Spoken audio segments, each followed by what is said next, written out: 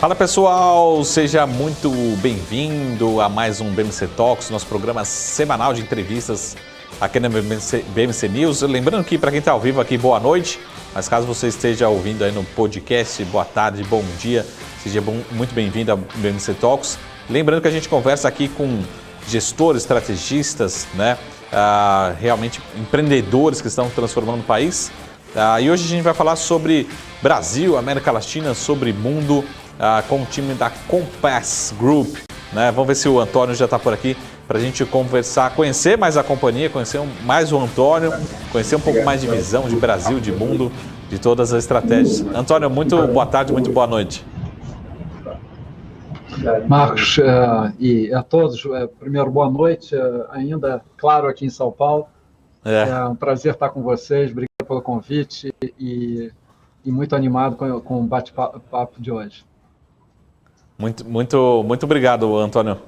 Muito obrigado pelo tempo, pela disponibilidade.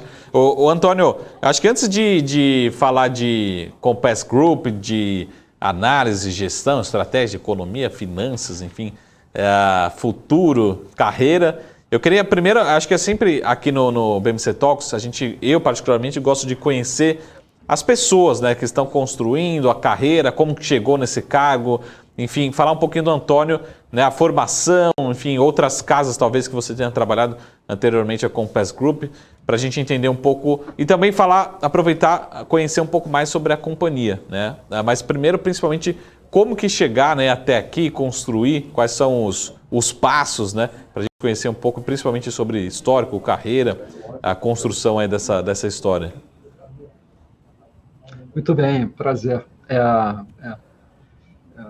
Obrigado, Marcos. Olha só, carioca, economista, em determinado momento fugi do Rio para São Paulo para começar a carreira em banco, Citibank. Dali fui fazer meu MBA no INSEAD na França. Saindo de lá, ou seja, estava em mercado de capitais para a América Latina durante muitos anos, com o Citibank, com o Swiss Bank, que vira UBS, e daí indo para Nova York e fazendo esse negócio de mercado de capitais.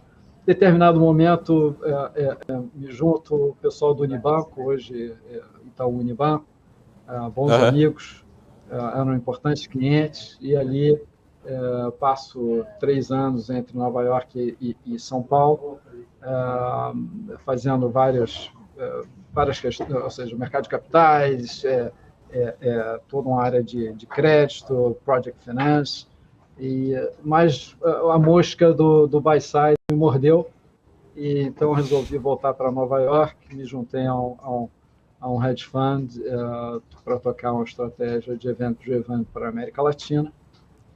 E esse negócio chamava-se Mellon HBV naquela época. E dali para frente, com a estratégia andando bem, voltei às origens. Manuel Bonfim, que fundou a Compass 25 anos atrás, nós trabalhávamos juntos no Citi um pouco antes, quando eu estava em Londres, ele em Nova York.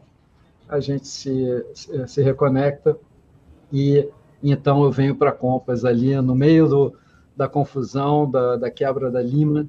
Eu venho para a Compass para primeiro tocar um fundo aqui e acabando ajudando em outras coisas. Hoje em dia sou Chief Investment Officer da empresa, sócio, e estamos aí com um desenvolvimento de uma série de estratégias e participando desse crescimento dessa nossa região e do Brasil de uma maneira fantástica. Eu sou baseado em Nova York, mas naturalmente com um time espalhado na região como um todo.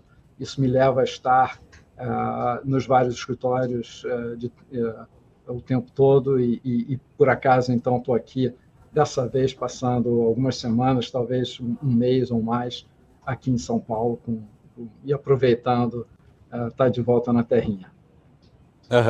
Muito bom. O Antônio, para quem até apresentando, Antônio Miranda, né, acho que uma das responsabilidades aí, também sócio e talvez dos responsáveis pela estratégia na Compass Group.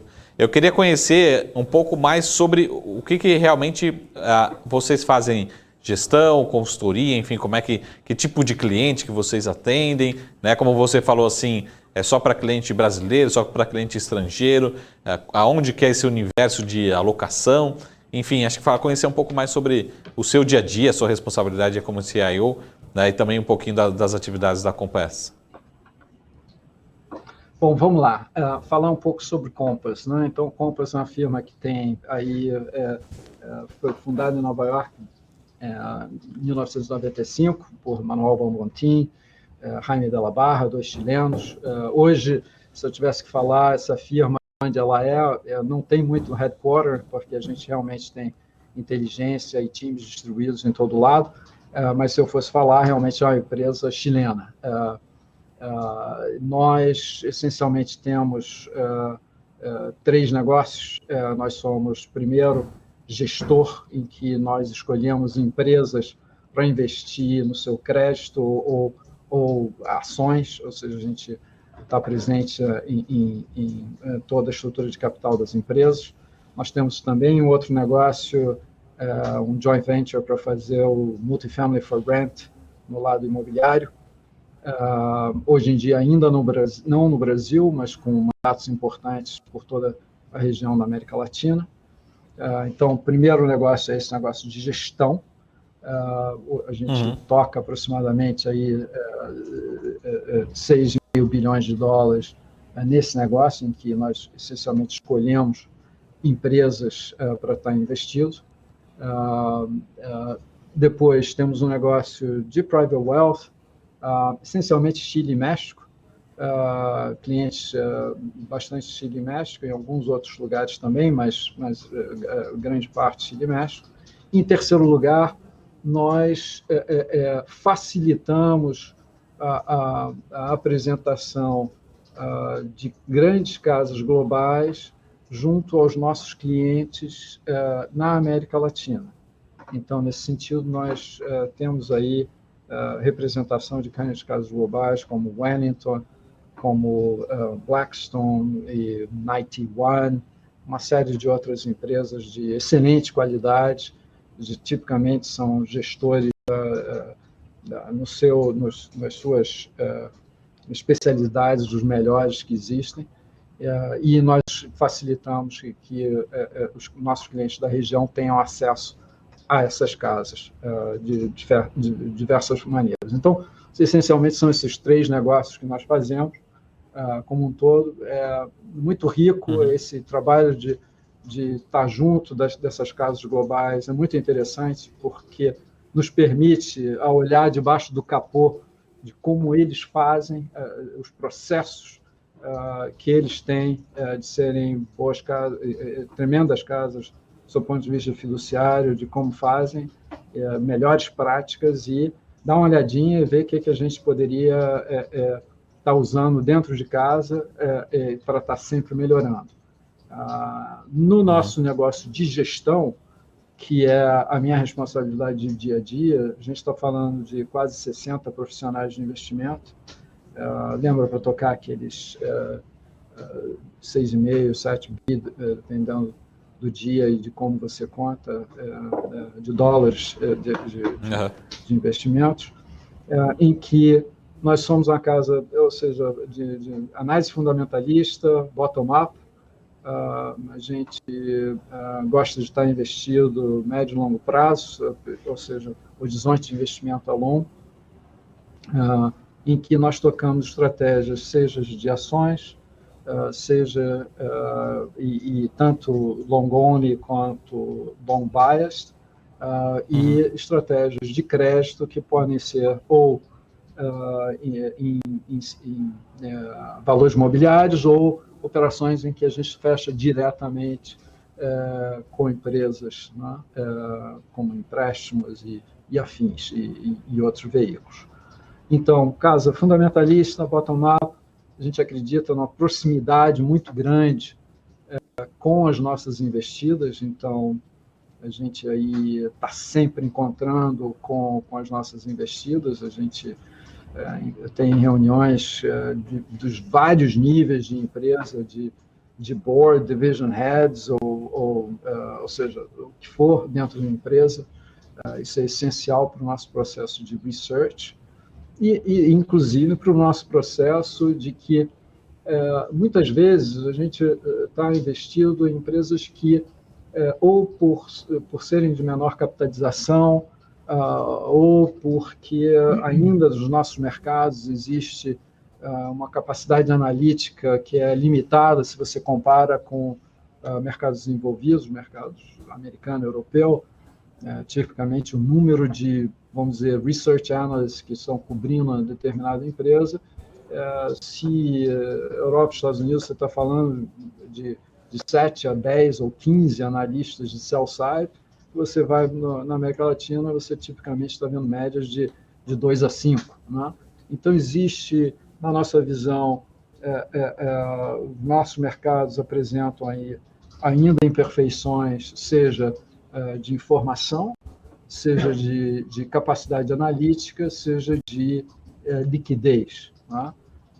Então, dentro disso, a gente se prepara para, então, estar dando uma proposta de geração de alfa, por estar bem próximos e por ter todo um arcabouço de preparação para atuar em pesquisa, trazendo excelentes ideias para os portfólios. Né? Então, um pouco o que a gente faz é nisso. Temos estratégias que são de América Latina, para investidores tanto na América Latina como globais. Temos estratégias de país que, em geral, são mais para investidores daquele próprio país, apesar de que alguns mandatos globais são específicos de país, em particular desses de Sovereign Wealth Funds. Nossa base de clientes, eu diria que aproximadamente 70% são clientes da região, 30% clientes institucionais globais dos 4 cantos do mundo, ou seja, companhias de seguro, family office, endowments, sovereign wealth funds, a combinação. Né? Então, é um negócio, eu diria, diversificado em termos de linhas de negócio, que nos facilita viver as recessões e os bear markets, porque, de certa maneira, eles têm um grau de correlação pequena entre os 3 grandes negócios, e com uma base de clientes bastante diversificada, tradicionalmente institucional, mas mais e mais acessando esses mercados de intermediários, das grandes plataformas, financial advisors e, no final, os seus clientes individuais. Então, esse é um pouco aí como é que eu poderia, talvez, descrever o nosso negócio. Antônio, quando você fala da parte de gestão, né, da parte de ações, particularmente, vocês têm, de certa forma, algum perfil mais ativista, né, até falando um pouquinho de alguns conceitos, depois a gente vai falar um pouco mais sobre análise de dados, enfim. Mas como é que vocês, como você falou, vocês estão muito próximos, até tem um conceito ali que diz em inglês, né, traduzindo assim, seria investimentos públicos ali, empresas públicas mais menores, como se fosse ali um próximo passo ali de um venture capital. Como é que vocês classificam na análise mesmo, na gestão da escolha dos ativos, né? Até como você falou, muito próximo, um time de análise bastante pesado. Depois a gente vai entrar um pouco assim em detalhes da gestão, né? Mas como é que vocês se classificam em termos de detalhe da riqueza da análise da gestão como todo? Você citou ativismo, né? O ativismo muitas vezes denota uma posição antagonista entre investidor e as empresas. A gente sabe que na América Latina e no Brasil não é diferente. Grande parte das empresas tem grupos de controles definidos, né? E que você ter situação antagonista com management teams e grupos de controle é um negócio que geralmente não dá muito certo. Então a gente busca muito mais ter uma posição uma posição construtiva na relação com as empresas, e se essa relação construtiva ela não é possível, aí é grande chance a gente não vai ser investidor dessas empresas, né? E o que é interessante é que eu tinha comentado, aludido daquele ponto de que existe essa talvez, nós vemos que empresas, em particular de menor capitalização, eles têm aí uma sede de advice. Eles são, sim, talvez mal cobertos por sell-side e mercado de capitais. Eles precisam muito ser guiados e ter opiniões de gente interessada no êxito deles, de como talvez fazer coisas melhor. Então, nesse negócio de estar sempre presente com as empresas, não é só que a gente quer entender mais como é que vai ser, como é que é o mindset deles, entender melhor os planos. Não é só isso, é também essa perspectiva de dar a nossa opinião. Eu também não quero ser tão arrogante de falar que a nossa opinião move montanhas, mas a gente acha que contribui muito para mudança de estratégia, para o processo decisórios internos que as empresas têm. Eles acabam levando em consideração a nossa opinião e o nosso advice que a gente dá, em particular em questões de mercado de capitais e mais em questões de ESG. A gente tenta estar muito presente em ajudar a board no que é supervisão e estratégia, e isso dá um resultado bastante interessante. Com relação ao que você comentou, né, ou seja, como é que são os nossos processos decisórios, olha, é muito interessante. A gente tenta fazer um arcabouço de pesquisa muito robusto, né, de ter, ou seja, uma disciplina bastante sistemática de entender, ou seja, de ter profundidade nas nossas análises, análise de crédito, análise de valuation, análise de ESG, e levar isso tudo a um debate, quando a gente apresenta novos casos e faz updates de casos de investimentos, em que desse debate surge convicção, ou seja, um debate aberto de ideias e de pesquisa bem feita, surge, ou seja, a capacidade de cada um dos nossos gestores de portfólios terem convicção de fazer grandes apostas. Nossos portfólios tendem a ser mais concentrados do que a média. A gente acredita que é importante ter concentração para você, de fato, diferenciar aquilo que você está fazendo e dar bons resultados, ao mesmo tempo que, no final das contas, a gente consegue montar portfólios que acabam tendo, em geral, menos risco, se por acaso comparado a algum benchmark de referência, né? Então, a ideia de tentar montar portfólios, de um lado, concentrados, com riscos idiosincráticos que são altamente pesquisados, de um lado, e do outro lado, conseguindo entregar portfólios que são menos arriscados do que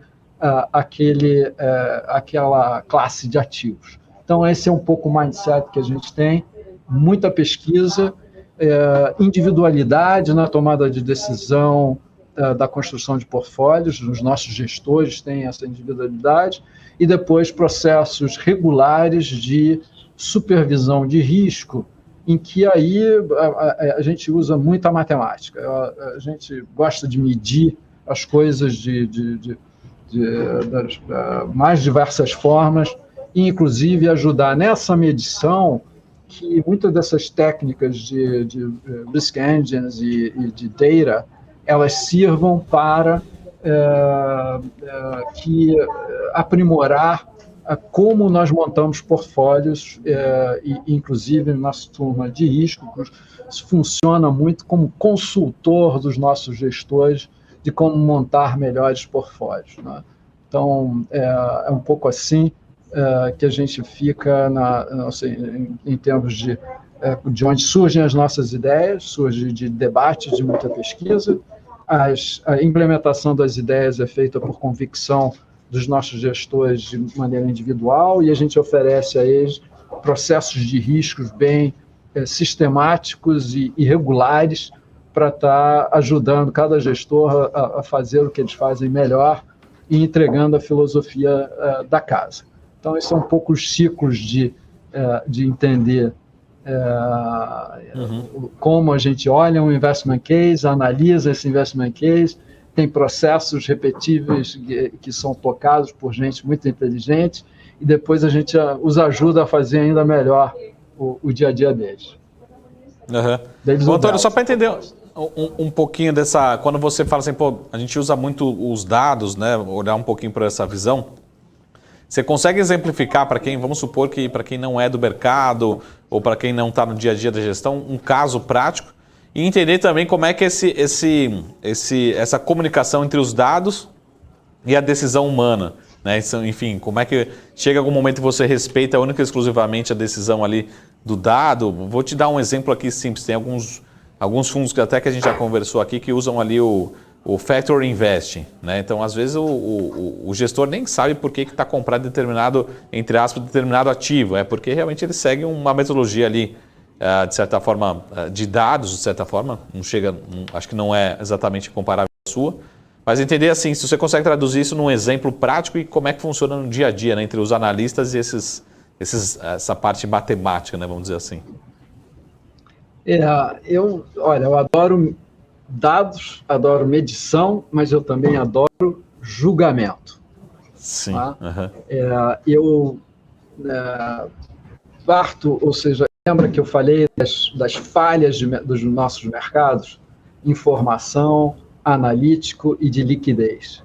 O negócio de liquidez, na minha visão, costuma atrapalhar a montagem e execução de portfólios puramente baseado em quantitative methods, né? Em métodos quantitativos para você construir portfólios de forma automática. À medida que liquidez, ou seja, nos nossos mercados, você lidar com mercados que têm, muitas vezes, compra e venda, o bid-ask muito aberto, ou muitas vezes tem gaps de liquidez importantes. O universo de investimentos que você tem, de valores imobiliários com liquidez permanente para você executar é pequeno, na América Latina e no Brasil, inclusive. Então, vamos lá. Nós usamos métodos quantitativos, tanto no sentido de risco, em que a gente está tentando entender de onde vêm nossos retornos. Eles são retornos porque eu tive boas decisões macro ou boas decisões de seleção individual. Esse entendimento de seleção de um caso ou outro. Né? Essa é uma visão. Nós estamos, à medida que eu construo um portfólio ou vou modificar um portfólio, ao adicionar uma posição, uma ação, eu estou aumentando ou diminuindo o risco daquele portfólio? Tá? Então, essa outra derivada em que a gente busca entender, a cada momento que a gente muda o posicionamento de um portfólio, os nossos gestores tipicamente vão olhar isso, ou seja, através de volatilidades e correlações de cada posição, o ajuste de posição aumenta ou diminui risco. Isso é um entendimento clássico que a gente gosta de ter. Isso do lado eu diria, dos motores de análise de risco de portfólio. Existe todo um outro lado que eu acho muito interessante, que é você usar os dados que estão por aí, e buscar dados, seja que estão disponíveis hoje em internet, ou que estão disponíveis porque uma agência de governo está sempre soltando dados, e ver como esses dados podem ser pré-indicativos de como será o resultado das empresas no curto prazo, ou se isso dá alguma ideia de se existem problemas estruturais em cada empresa. Então, buscar dados do mundo real e ver como eles podem estar impactando a performance, ou como eles podem estar dando direcionamento de como diferentes empresas estão atuando nos seus setores. Uhum. Então, esse também é um caminho bastante interessante. E também tem outro que é bastante interessante, que nós, por exemplo, nós temos, cada vez que nós encontramos com a empresa, tem uma notinha. Olha, a gente encontrou com fulano de tal, discutiu esses assuntos, e muito interessante um aspecto, um outro aspecto mais preocupante, e depois também um campo lá especial para falar sobre a nossa interação com eles a nível de recomendações que fazemos, seja estratégicas, seja ESG ou outros, né? Só uma notinha. Pois é, como a gente está encontrando com empresas mais ou menos 200 vezes por mês, né? Tem muita nota de empresa, de leitura e entendimento dos resultados que as empresas vão soltando a cada trimestre, e daí o que acontece? Os nossos e-mails de research,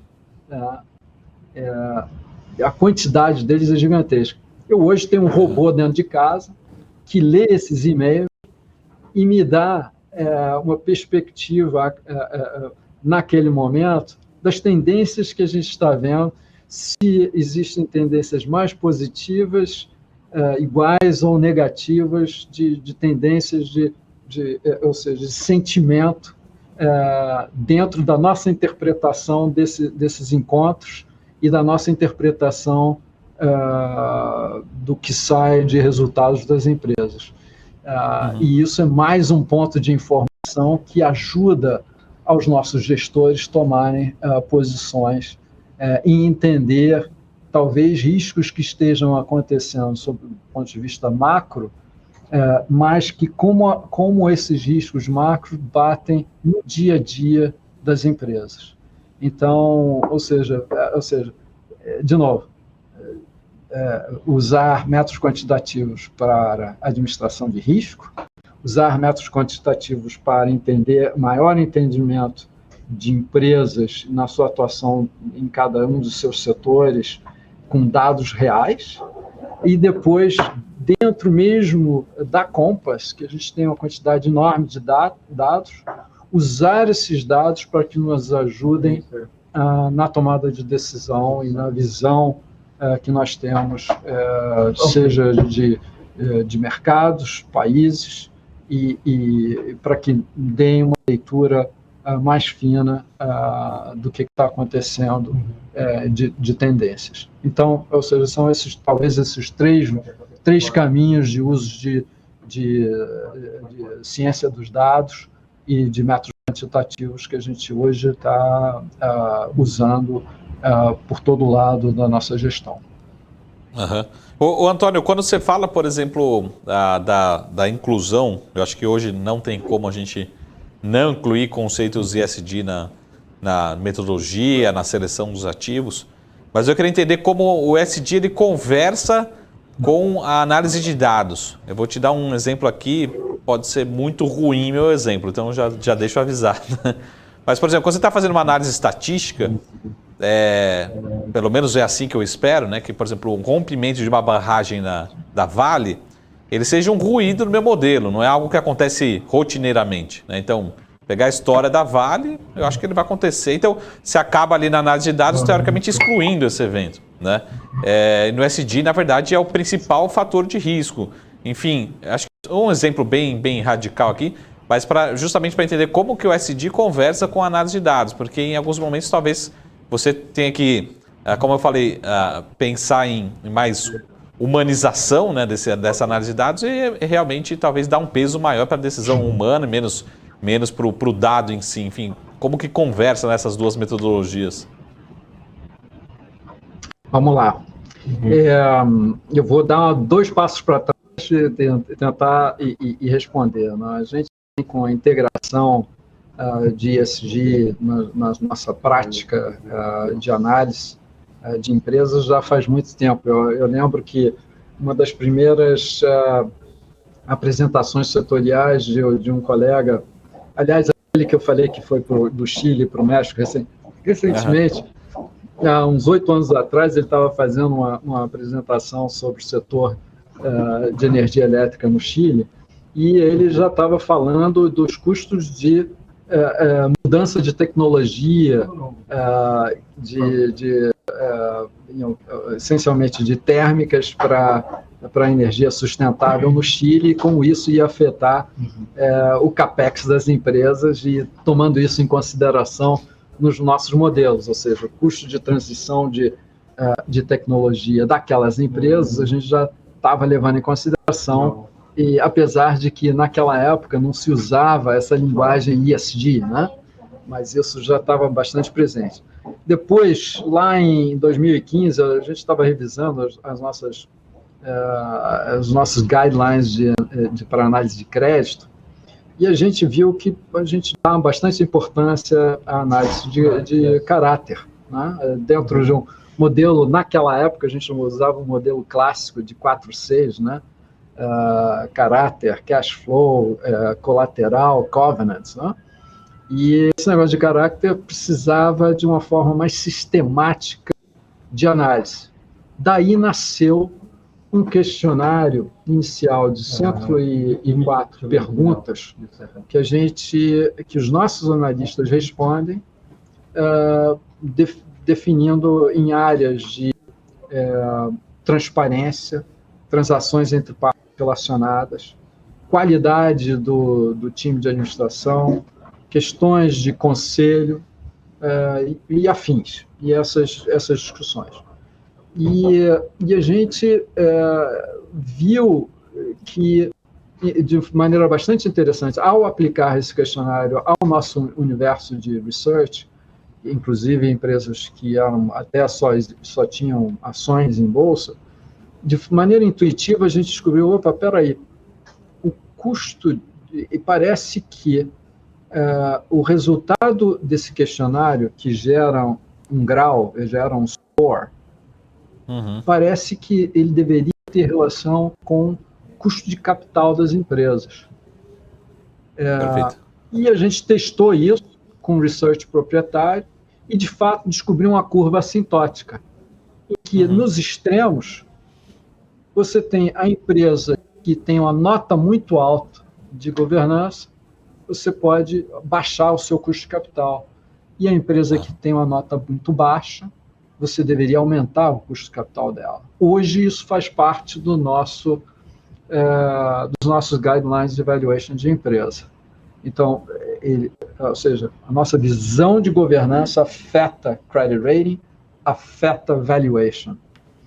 Depois, mais tarde, a gente adicionou isso adicionou questões de meio ambiente e sociais a esse questionário. Esse questionário hoje, então, tem 129 perguntas com isso. A gente, hoje em dia, as questões ambientais e sociais ainda não dão peso no score, mas eles servem como bandeiras para ver o que a gente precisa engajar com as empresas, o que eles estão fazendo certo ou errado. Nesse sentido, né? Então, de novo, esse questionário tem aproximadamente 65% das questões são factuais, são sim ou não, ou gradações, mas em base a fatos, e 35% são perguntas que têm graus em que você dá a opinião do analista é relevante. Então, tem uma combinação dos dois. E, de novo, afeta o nosso processo. Então, hoje a gente mapeia essa questão toda.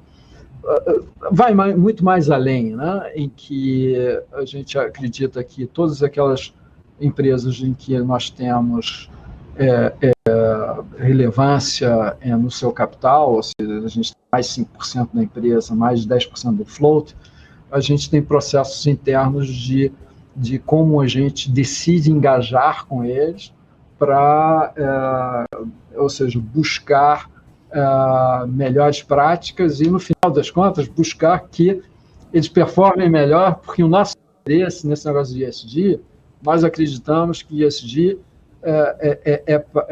ele está correlacionado, boas práticas de ESG está correlacionado com melhores retornos financeiros no futuro. E a gente meio que também viu, tem research que também mostra isso, research dentro de casa que mostra isso.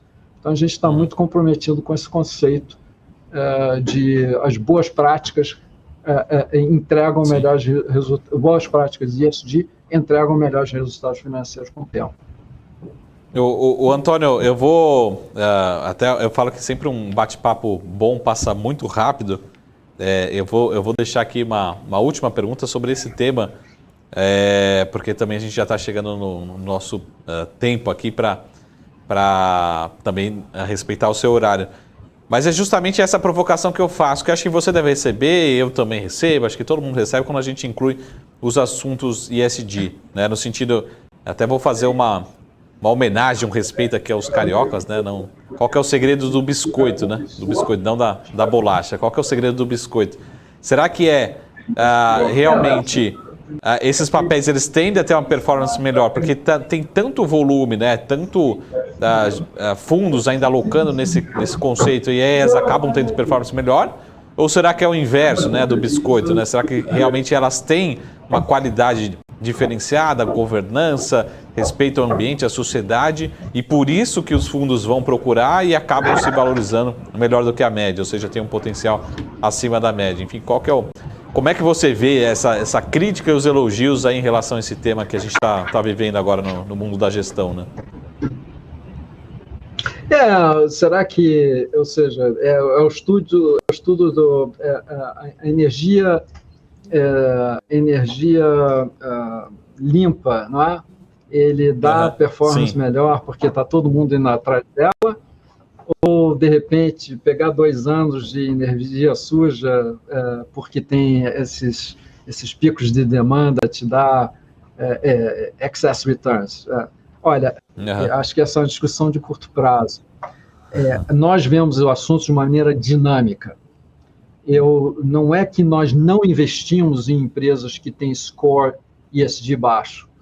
Nós investimos também em empresas que têm score baixo, mas com a visão de que nós acreditamos que eles estão comprometidos em melhorar. E nós estamos dispostos a ajudá-los a melhorar. Tá? Ou seja, se você, na ideia de que, inclusive, a ideia de você criar portfólios que sejam limpos por exemplo, de intensidade de carbono, né? Por exemplo, na realidade você pode construir portfólios fugindo de setores, digamos, sujos. Mas você não está ajudando a economia, você não está ajudando com esses goals que a gente tem com relação ao clima. Tá? Na nossa visão, você tem que continuar dando capital para aqueles que hoje talvez tenham que melhorar, mas os ajudem e busquem o comprometimento dessas empresas em melhorar as suas práticas. E daí, sim, você vai estar contribuindo para essas melhorias, seja de climáticas, seja dos goals de United Nations, por exemplo. Mas, no final das contas, a gente faz isso, de novo, com o intuito de gerar mais valor para os nossos investidores. E essa visão de que, a médio prazo, as empresas que mostram que estão, ou são aquelas empresas que têm as melhores qualidades em ESG, ou as empresas que estão mostrando momentum positivo de ESG, essa combinação é muito correlacionada com melhores resultados financeiros no futuro. A gente, ou seja, tem estudos olhando para trás disso, e acredita nisso como um viés importante de como nós organizamos nossos portfólios. Uhum. Muito bom. Antônio, pô, queria agradecer muito a sua participação, né? A gente tem, acho que poderia marcar outros bate-papos, outros encontros, né? Agradecer todo o nome da Compass Group. Eu queria só deixar aqui o site oficial, me confirma se esse aqui mesmo, o site, acho que é inclusive do endereço no Brasil aqui, é cgcompass, né, com 2s.com, é esse aqui, né? Isso. Eu vou site colocar oficial, né? aqui no chat. E para quem quiser conhecer mais, a gente sempre sugere para procurar o site oficial aí, para conhecer um pouco mais sobre a companhia, enfim, todas as disponibilidades, né? Eu estou aqui no cgcompass com 2s.com, cgcompass. Antônio, muito obrigado pelo tempo, pela disponibilidade, né? Parabéns por todos os resultados aí, pelo trabalho, né? Se a gente não se encontrar, tenham ótimas festas, ótimo ano e vamos marcar mais vezes, né? Tá ótimo. Eu queria agradecer a todos aí por escutar esse bom bate-papo. Marcos, foi um prazer estar com você, estar com toda a tua audiência. Aí estamos à disposição para vocês para outros bate-papos e no que a gente puder ajudar, seja Brasil, seja América Latina, ou mesmo essas outras empresas globais que a gente ajuda aí a apresentar, facilitar o conhecimento. Com o maior prazer. Com certeza. Vamos aí. Muito bom. Boas festas a todos. E vamos lá. Um ótimo 2022. Ano. Obrigado. Boa noite. Tchau, tchau. Um abraço. É isso aí, pessoal. A gente esteve aqui com o Antônio Miranda. Ele é CIO da Compass Group no Brasil, né? Uma casa de gestão de ativos, investimentos, consultoria de investimentos, principalmente focada em diversas regiões aqui, mas com foco, um dos focos aqui da América Latina, né? Como a gente falou, headquarters, escritórios espalhados ao redor do mundo. Tá? Lembre sempre de utilizar o site oficial deles, cgcompass, com 2s.com, cgcompass.com, tá bom? E lembrando que o nosso BMC Talks você pode escutar várias vezes também na sua plataforma de podcast preferida, é só procurar BMC Talks com o Marcos Saravari, toda semana tem programa novo, tá certo? Vocês continuam aqui com a Hanna Beltrão, na nossa programação da BMC News e a gente vai se ver aqui novamente na quinta-feira. Tenha um ótimo final de semana e a gente se vê aqui na quinta-feira que vem. Até mais, pessoal. Boa noite. Tchau.